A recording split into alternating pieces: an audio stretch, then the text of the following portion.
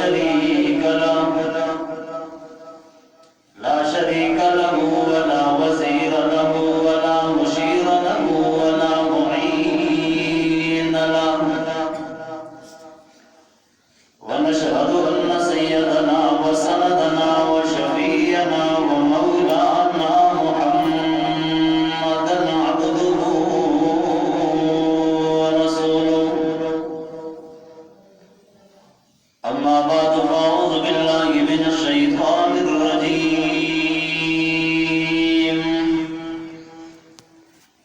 بسم الله الرحمن الرحيم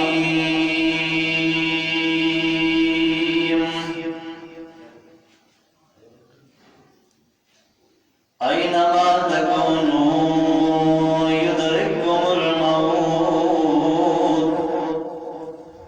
ولو كنتم في بروج مشيدة وقال الله تبارك وتعالى في مقام آخر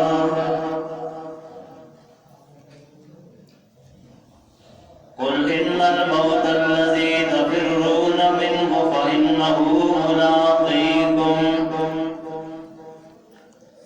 وقال النبي صلى الله عليه وسلم يبعث كل عبد على ما مات عليه وقال النبي صلى الله عليه وسلم إذا قضى الله لعبد أن يموت بأرض جعل له إليها حاجة صدق الله مولانا العظيم وصدق رسوله النبي الأمي الكريم ونحن على ذلك لمن الشاهدين والشاكرين والحمد لله رب العالمين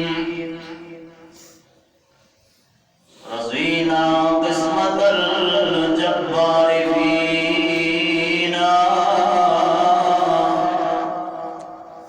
رضينا قسمة الجبار فينا لنا علم وللجهال مال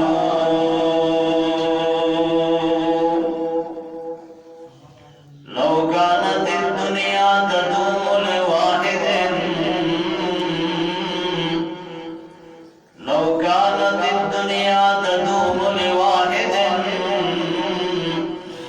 لكان محمد فيها مخلدا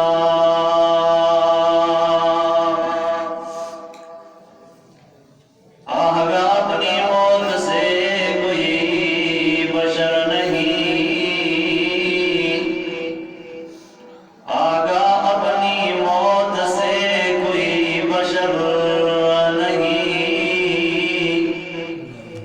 سامان 100 برس کا پل کی خبر نہیں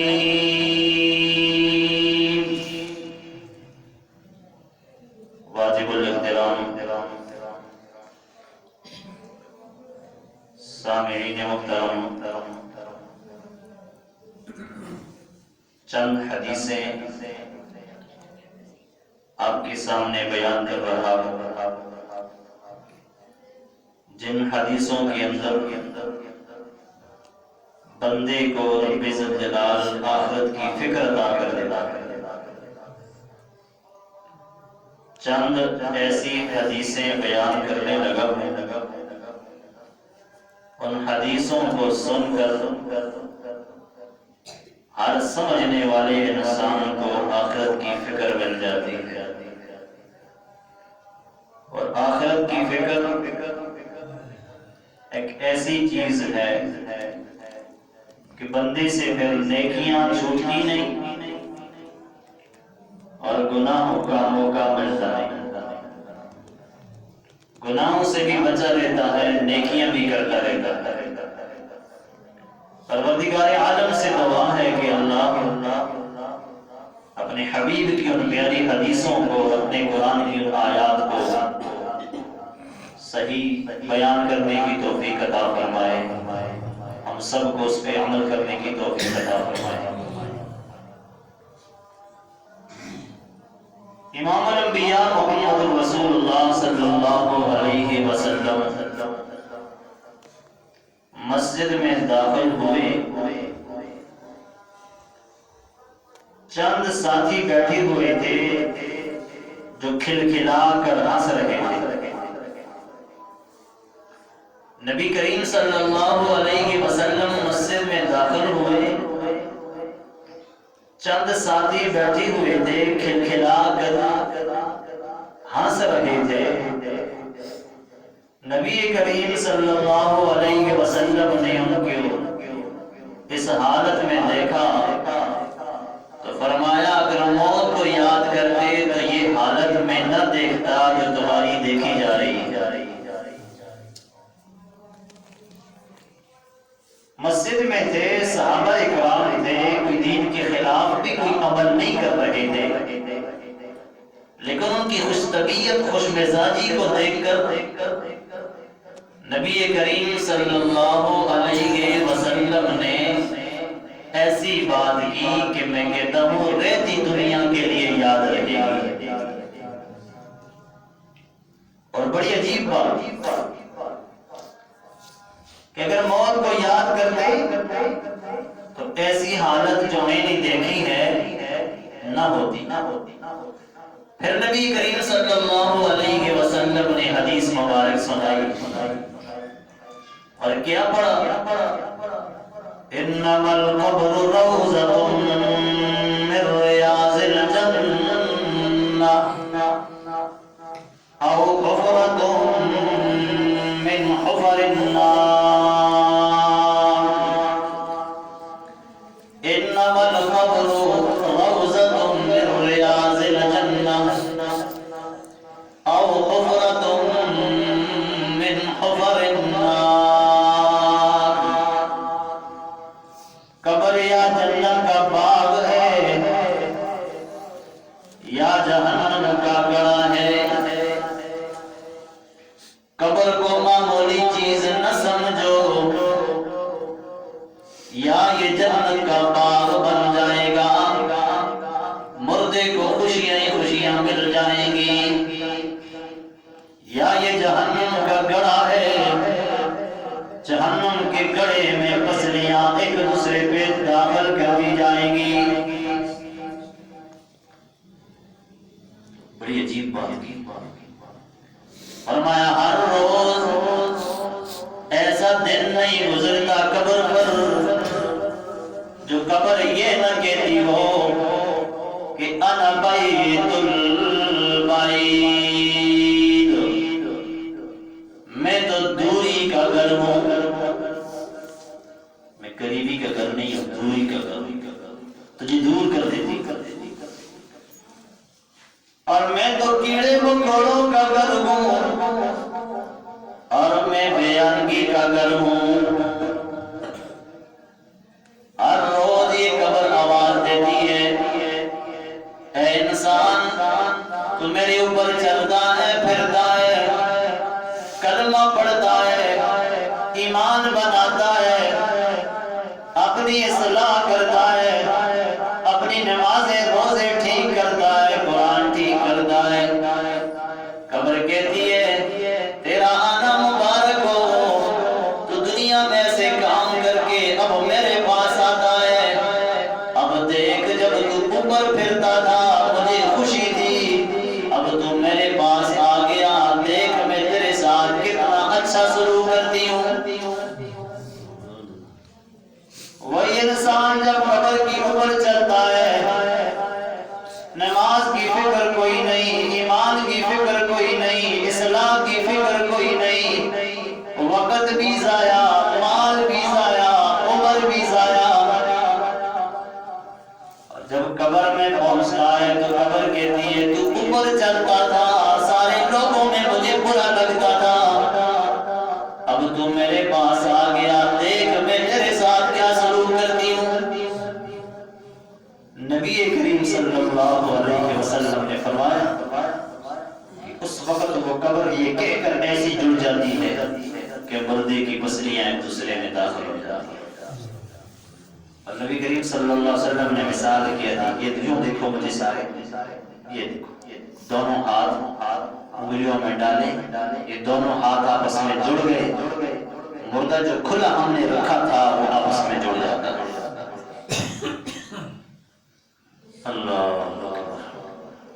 مومن رکھا قبر اتنی کھلی، اتنی وسعت پیدا ہوئی کہ جہاں تک تم اپنی نظر سے دیکھتے ہو دور جگہ نظر آتی ہے۔ قبر نے مردے کو اتنی وسیع جگہ عطا کر دی، اور جب قبر تنگ ہوئی تو اتنی تنگ ہوئی کہ ساری کی ساری پسلیاں ایک دوسرے میں داخل ہو جائیں، مردے کو تکلیف بن گئی۔ فرمایا انما القبر روضۃ من ریاض الجنہ، قبر کو مٹی کا گڑھا نہ سمجھنا، قبر کو ایک ویسے عام جگہ نہ سمجھنا، یا تو یہ جنت کا باغ بنے گا یا یہ جہنم کا گڑھا بنے گا۔ اب جنت کا باغ بننے والا اپنے لیے باغ بنائے، اس کی مرضی، جہنم کا گڑھا بنانے والا اپنے لیے جہنم کا گڑھا بنائے، اس کی مرضی۔ کھلکھلا کر ہنس رہے تھے تو نبی علیہ السلام نے یہ حدیث پڑھی، فکر دی کہ نہیں دی؟ جب بھی یہ حدیث پڑھے گی ماشاءاللہ فضائل اعمال میں تو موجود ہے، ہر مسجد میں یہ کتاب موجود ہے۔ قرآن کے بعد سب سے زیادہ پڑھی جانے والی کتاب فضائل اعمال ہے، قرآن کے بعد سب سے زیادہ پڑھی جانے والی یہ اردو کی کتاب فضائل اعمال ہے۔ پشتو والے پشتو میں پڑھتے ہیں اور اردو والے اردو میں پڑھتے ہیں، اور امید ہے کہ انگلش والوں کو بھی پہنچ گئی ہوگی، انگلش میں پڑھے گی۔ اتنی اللہ نے اس کو قبول کیا ہے، پیغمبر کی حدیث ہے، قبول کیوں نہ ہو؟ حضرت عثمان رضی اللہ تعالیٰ عنہ، وہ پیارے پیغمبر کا وہ صحابی جس کے نکاح میں ایک بات دو، ایک بیوی اور جو پیغمبر کی بیٹی تھی، پھر دوسری پیغمبر نے اپنی بیٹی دے دی، دو بیٹیاں پیغمبر کی جس کے نکاح میں آئیں، وہ عثمان کتنا خوش نصیب ہے۔ قبر پہ کھڑے ہو جاتے، اتنا روتے کہ آنکھوں سے آنسو نکلتے، داڑھی مبارک تر ہو جاتی۔ کسی نے کہا عثمان آگے پیچھے اتنا رونا آپ کو نہیں آتا، قبر پہ پہنچ جاتے ہو آپ اتنا روتے ہیں، ہمیں بھی رلا دیتے ہو۔ آخرت کو یاد کر کے اتنا نہیں روئے، پرسرات یاد کر کے اتنا نہیں روئے، نبی کی محفل میں جہنم کے تذکرے آتے ہیں آپ اتنا نہیں روئے، قبر پہ آ کے بہت زیادہ روتے ہو۔ حشر بھی کوئی آسان تو نہیں، پرسرات بھی کوئی آسان تو نہیں، جہنم کے تذکرے ہوتے ہیں یہ کوئی آسان تو نہیں، یہ بھی تو ڈراتے ہیں۔ عثمان غنی آپ قبر پہ کھڑے ہو کے اتنا کیوں روتے ہیں؟ عثمان غنی کی بات ساری عمر یاد رکھنا، اللہ عثمان کے درجوں کو بلند فرمائے، اللہ عثمان کے سارے ساتھیوں کے درجوں کو بلند فرمائے۔ جو صحابہ کی محبت کرتا ہے نا اللہ اس کے بچوں کو دین دیتا ہے، جس کے دلوں میں صحابہ کی محبت نہیں نا وہ قرآن کو 30 پارے بھی نہیں مانتا، وہ قرآن کو 40 سمجھتا ہے، اللہ آیتوں سے محروم کر دیتا ہے۔ آذان اللہ اس کی بدل دیتا ہے، کلمہ اللہ اس کا بدل دیتا ہے۔ جو صحابہ کی قدر کرتا ہے اللہ اس کو صحابہ والی آذان دیتا ہے، صحابہ والا کلمہ دیتا ہے، صحابہ والی زندگی دیتا ہے۔ چاہتے ہو کہ ہمیں صحابہ والی زندگی ملے؟ اللہ سب کو نصیب فرمائے۔ رب تیرے بندوں نے مسجد میں بیٹھ کے کوئی دی کہ تیرے نبی کے یاد جو کریں گے ہم ایسی زندگی گزاریں گے۔ وہ یار جنہوں نے مکی کی نمازیں چھوڑی لیکن کلمہ نہیں چھوڑا، وہ یار جنہوں نے مدینے کی پیغمبر کی پیچھے فضیلت والی نمازوں کو چھوڑا لیکن کلمہ نہ چھوڑا، کلمے کو پہنچاتے ہوئے آپ کے ملک میں بھی پہنچ گئے۔ وہ صحابہ اتنی ان کی دین کی خدمات، لیکن جب قبر پہ آتے تو روتے۔ عثمان قبر پہ اتنا زیادہ کیوں روتے ہو؟ عثمان کہنے لگے یہ منزلوں میں سے پہلی منزل ہے، پہلی۔ یہاں کسی آدمی کو راحت خوشی مل گئی تو بس آگے خوشیاں ہی خوشی، اور یہاں اگر پہلی منزل میں جکڑ دیا گیا تو آگے جکڑاؤ ہوگا۔ یہ منزلوں میں سے پہلی منزل ہے۔ اگر یہاں بندے نے خوشی نہ دیکھی تو پل صراط پہ خوشی کیسے دیکھے گا؟ اور اگر پل صراط پہ خوشی نہ دیکھے تو حشر کے میدان میں ندامت ہی ندامت ہوگی۔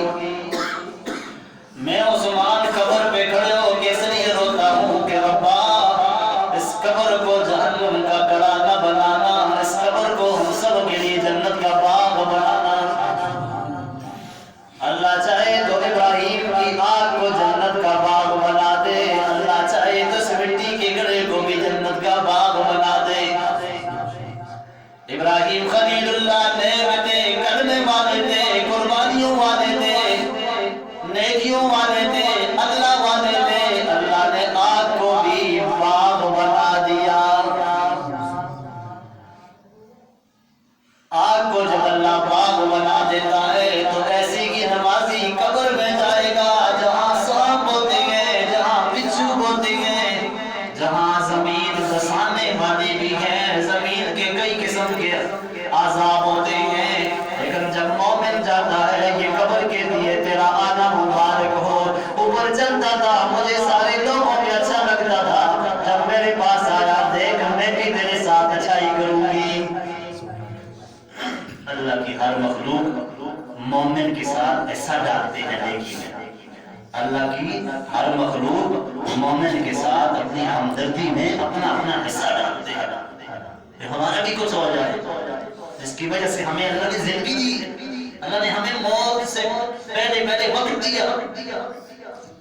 بس قبر والی حدیث یاد رکھنا، انما القبر روضۃ من ریاض الجنہ، یا یہ جنت کا باغ بنے گا، او حفرۃ من حفر النار، یا یہ جہنم کا گڑھا بنے گا۔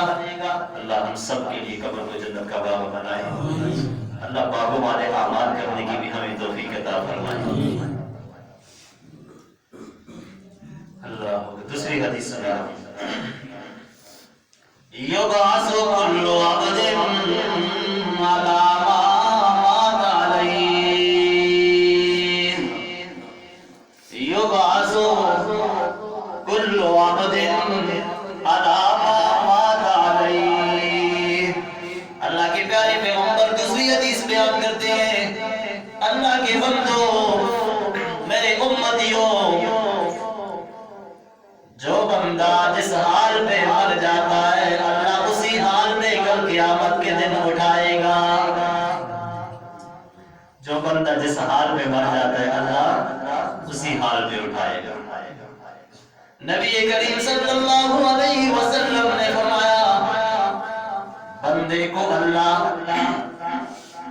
روح بھیج دیتے ہیں، جب روح ڈال دی جاتی ہے قبر میں یہ بندہ اٹھ کے بیٹھ جاتا ہے، وقت عصر کا ہوتا ہے، کہتے ہیں مجھے نماز پڑھنے دو۔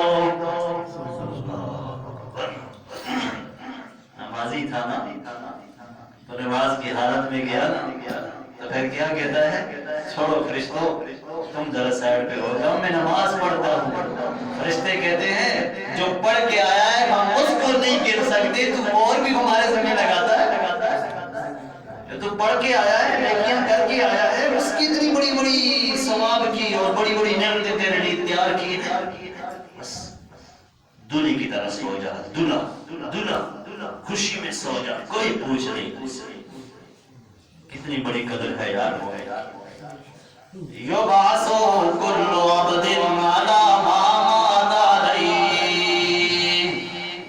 ہمارے بزرگ کہا کرتے تھے اللہ خاتمہ ایمان پہ رکھنا، کیوں؟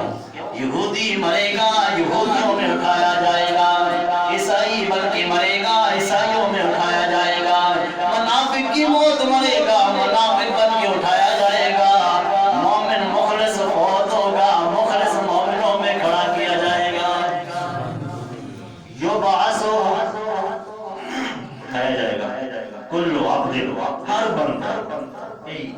ہر بندہ علامہ ماتا نہیں جس کی موت آئی. اور وضاحت کرو. نبی علیہ الصلوۃ والسلام نے فرمایا خودکشی کرتے ہوئے مرا قیامت کی صبح تک یہ قبر میں خودکشی کرتا رہے گا. جو دکھ اس وقت گولی سے پہنچا تھا, تارے سے پہنچا تھا, زہر سے پہنچا تھا, وہ دکھ اس کو پہنچتا رہے گا اور جب اٹھے گا تو اپنے ساتھ وہی حشر کرے گا. آخرت کی تیاری کرو گے کہ نہیں کرو گے؟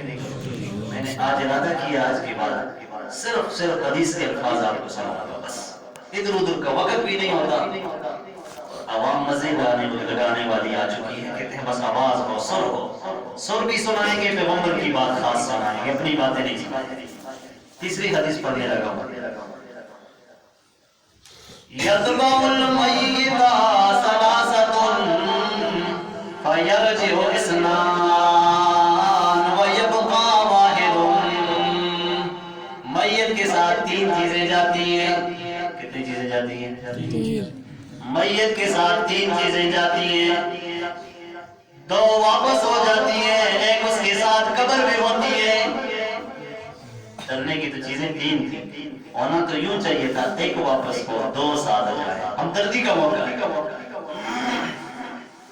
یتبع المیت ثلاثۃ, میت کے پیچھے تین چیزیں ہوا کرتی ہیں. کس کے پیچھے؟ اس لاش کے پیچھے نام رب نے بدل دیا, اس کے پیچھے لباس رب نے بدل دیا, اس کے پیچھے گھر جس کا بدل دیا. زندگی میں وہ نام پسند نہیں کرتا تھا, وہ نام اس کو رب نے دے دیا. کون بدلائے؟ زندگی میں وہ لباس پسند نہیں کرتا تھا, وہ لباس رب نے دے دیا. زندگی میں وہ اس گھر میں جانا گوارا نہیں کرتا تھا, رب نے وہ گھر بھی لازم کر دیا. اتنا بے بس, نام بھی بدل دیا, لباس بھی بدل دیا, گھر بھی بدل دیا. کیا کرے؟ 24 گھنٹہ مجبور, 24 گھنٹے سے زیادہ بچہ بھی گھر میں چھوڑ نہیں سکتا, بیوی خامن کو چھوڑ نہیں سکتی, مالدار بھی برا سمجھتے ہیں. اور اگر رات گزرتی ہے تو کہتے ہیں ڈر لگتا ہے, کہتے ہیں یہاں تک کہتے ہیں نا ڈر لگتا ہے, جلدی سنبھالو اس کو. شکر ہے رب نے سنبھالنے کا راہ دیا ہے, اگر سنبھالنے کا راہ نہ ہوتا تو گروڑ میں کتنے مردے پڑے ہوتے. میں کہتا ہوں آج کے بے نمازی کو پتہ بھی نہ کھاتا, وہ بے نمازی ایسے بدبودار, بیماریاں ہی بیماریاں. کتنا بڑا مسئلہ رب نے پردہ ڈالا ہے. جس میت کو قبر میں رکھتے ہو تین چیزیں ساتھ جاتی ہیں. اللہ کے نبی کون کون سی؟ فرمایا یتبعہ اہلہ ومالہ وعملہ. رشتہ دار بھی ساتھ ہے, مال بھی ساتھ ہے, عمل بھی ساتھ ہے. رشتہ داروں نے کفن دفن کیا تو کہا یہ ہم واپس جا رہے ہیں, ساتھ چھوڑ دیا. چار بھائی اٹھی, نوکر اٹھے, خدمتگار اٹھے تو یہ مال بھی واپس, رشتہ دار بھی واپس, مال بھی واپس. اب بتاؤ اس کو کیا کام آئے گا؟ تمہارے رشتے بھی کام نہیں آئے, تمہارا مال بھی کام نہیں آیا, تو پھر اس کو وہ کام آئے گا جو کر کے گیا تھا. اور ساری عمر کہتا ہے اللہ غفور ہے, کوئی بات نہیں, مسجد کے ستون ہی نہیں دیکھے, مسجد کا محراب ہی نہیں دیکھا, تو پھر ادھر وہی دیکھے گا نا جو کر کے گیا ہے. عملہ یبقى عملہ, اس کا عمل اس کو ادھر کام آئے گا. تو میں کہتا ہوں جو ادھر کام آئے اس کی تھوڑی تیاری کرو. کیوں؟ 2 دن کی زندگی ہے. اور جو قبر میں کام آئے قیامت تک کتنا بڑا جہان ہے, اس کی تیاری زیادہ ہے. کسی بزرگ نے لکھا ہے ادھر جتنا رہنا ہے اتنا تیاری کرو, ادھر جتنا رہنا ہے اتنی تیاری کرو. آدم علیہ السلام اپنی قبر میں ہے, کس وقت سے اس وقت تک پتہ نہیں آگے کتنا. نوح علیہ السلام اپنی قبر میں کس وقت سے کس وقت تک ہوں گی, جہان کتنا بڑا ہے. آج کل تو قبرستانوں پہ قبریں بن رہی ہیں, یہ لوگوں کو بھی پتہ نہیں کہ قبر تھی کہ نہیں. جب اتنا منظر جہان بڑا ہے, اس بڑے جہان کی تیاری کرو. 3 چیزیں ساتھ جاتی ہیں, اہلہ ومالہ وعملہ. اہل بھی واپس,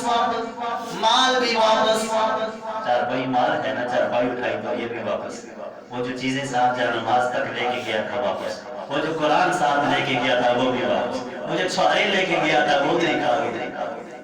چھوارے لے کے نہیں جانا، یہ ثواب نہیں ہے، یہ مفت پیسہ ضائع ہوتا ہے، کسی غریب کو پیسے دے دیتا ہے۔ قرآن ساتھ لے کے نہ جانا، یہ بہت بڑا گناہ۔ قرآن اس کی سینے میں جو ہوگا یہ کام آئے گا، قرآن پیچھے پڑھ کے بخش دینا یہ کام آئے گا۔ چارپائی بھی قرآن لکھنا مردے کے ساتھ بڑی بے حرمتی ہے، ایسا کام کبھی نہ کرنا۔ چارپائی کے اوپر جو چادر ہوتی ہے اس پہ لوگ کلمہ لکھ دیتے ہیں، یہ بھی فضول ہے، پھٹ جائے گا نہیں۔ پھر اگر بے حرمتی ہوگی تو جواب دے گا۔ اللہ کا معاملہ اللہ پہ چھوڑ دو بس۔ اللہ نے کیا کہا ہے؟ جنازہ پڑھو درست ہو کر، نیت صاف کرو درست ہو کر، اس کو دعائیں کرو، آپ کا یہ کام ہے۔ جب ایسا کام جو اللہ نے بتایا کرو گے تو اللہ تمہارے مردے کا خیال بھی کرے گا۔ آخری حدیث پڑھ لو، اذا قضى الله لعبد ان يموت بارض، اللہ نے ماں کے پیٹ میں لکھا تھا یہ فلاں زمین میں مرے گا، ہری پور میں مرے گا، ڈیوٹی انگلینڈ میں کر رہا ہے، سمجھو اللہ نے لکھا تھا ہری پور میں مرے گا، ڈیوٹی کدھر کر رہا ہے جی؟ انگلینڈ میں، دوسرے ملک میں۔ حدیث آپ کو سنا تھا، اذا قضى الله لعبد ان يموت بارض جعل له الیہا حاجتا، اللہ کوئی ضرورت ایسی بنا دیتا ہے وہ ادھر پہنچ جائے گا، اس ملک میں رہتا ہے تو ادھر آ جائے گا، ادھر رہتا تھا لکھت موت ادھر کی ہے تو بس ضرورت، قرآن حدیث کہتی ہے حاجتا، اللہ ایسی حاجت بنائے گا، ضرورت بنائے گا، عذر پیدا کرے گا، اس کی موت ادھر آئے گی جہاں میرے رب نے لکھا ہے۔ بے شک میرے دادے نے میرے لیے مکان یہاں بنایا، بے شک میرے بیٹوں نے میرے لیے مکان یہاں بنایا، بے شک میں یہاں بہت زیادہ خوش ہوں، لیکن بات وہ سچی ہوگی جو میرے رب کی ہے اور میرے نبی نے کہا ہے۔ اذا قضى الله لعبد ان يموت بارض جعل له الیہا حاجہ، تو کیا کہتے ہو یہ ایکسیڈنٹ ہو گیا، ادھر ہی مر گیا، ادھر کیوں نہ مرتا؟ رزق اور لکھت دونوں رب نے پہلے رکھ دی، تیرا کام تو اختیار ہے، تیرا کام تو کوشش ہے، تیری تو اپنی ایک طبیعت ایسی، کام وہ بنے گا جو رب کا حکم کا ہوگا۔ رب کے ارادے کو بغیر دنیا میں کچھ ہوا ہے؟ کچھ ہوگا؟ آپ تو اپنی بات کرتے ہیں، آپ کا تو 6 فٹ کا وجود، پوری ذمہ داری اللہ نے لے لی ہے۔ ایک درخت ہے جس کو آپ کچھ سمجھتے نہیں ہیں، قرآن کہتا ہے ورقت، وہ جو پتے ہیں نا، وہ جو جب گرتے ہیں تو گرتے گرتے جو پلٹیاں کھا رہے ہوتے ہیں اللہ کے ارادے میں وہ بھی موجود ہے۔ پتا اس وقت تک پلٹی کھا نہیں سکتا جب تک رب کا ارادہ ہے۔ اوپر لگاؤ، ان درختوں کو بھی چھوڑ دو، عالم الغیب، اللہ کے پاس بہت بڑا جہان ہے، وہاں ایک درخت اللہ نے لگایا ہے، جو درخت اللہ زمین پہ لگا سکتا ہے وہ عالم الغیب میں بھی لگا سکتا ہے۔ جو اللہ دودھ ہمیں بھینسوں سے دے سکتا ہے وہ جنت میں بغیر بھینسوں کی نہری دودھ کی بھی دے سکتا ہے۔ جو اللہ یہاں درخت پیدا کر سکتا ہے وہ زقوم کا درخت جہنم کی آگ میں بھی پیدا کر سکتا ہے کہ نہیں؟ تو عالم الغیب میں ایک درخت ہے، اس کے پتے اللہ جب گرا دیتا ہے، چند پتے گر گئے، فرشتے عرض کرتے ہیں رب اس کے پتے گر گئے، اللہ کریم فرماتے ہیں گنو نا کتنے پتے گرے، اسرائیل کو کہہ دو بتا دو کتنے پتے گر گئے، اس سال اتنے بندوں نے میرے پاس آنا تھا، پتے گرا دیے گئے، ہمیں کوئی پتہ نہیں۔ شیخ عبد القادر جیلانی رحمہ اللہ فرمایا کرتے تھے بازار میں کفن تیار ہوتا ہے، ادھر بڑی بڑی امیدیں بندہ باندھتا ہے، ادھر سے پتہ گرا دیا جاتا ہے، ادھر ہم موت کی تیاری نہیں کرتے، موت آ کے خود پکڑ لیتی ہے۔ کس حال میں پکڑتی ہے اس کا ضرور خیال کرنا، ضرور خیال کرنا، سخت حالت نہ آ جائے، گندی حالت نہ آ جائے، بے ایمانی نہ آ جائے، کفر کی حالت نہ آ جائے۔ جس حالت پہ روح نکلے اس حالت پہ تمہیں اٹھایا گیا، حالت اچھی ہوئی تو کامیابی ہے، بری ہوئی تو نبی کو کیا منہ دکھاؤ گے؟ جس نبی کریم صلی اللہ علیہ وسلم نے 6 گھنٹے رو رو کے کہا رب اغفر لامتی، رب میری امت پہ کاسالی نہ لانا، رب میری امت کی شکلوں کو بندر خنزیر نہ بنانا، رب میری امت پہ اجتماعی عذاب نہ ڈالنا۔ وہ امت اگر ان کے طریقے کے خلاف کر کے ہم کیا دکھائے گی؟ ہمیشہ توبہ کرو، جھوٹ نہیں بولیں گے، ہمیشہ توبہ کرو، گناہ نہیں کریں، ہمیشہ توبہ کرو، نماز نہیں چھوڑیں گے انشاءاللہ۔ اللہ میرے ساتھیوں کے ارادوں کو قبول فرما۔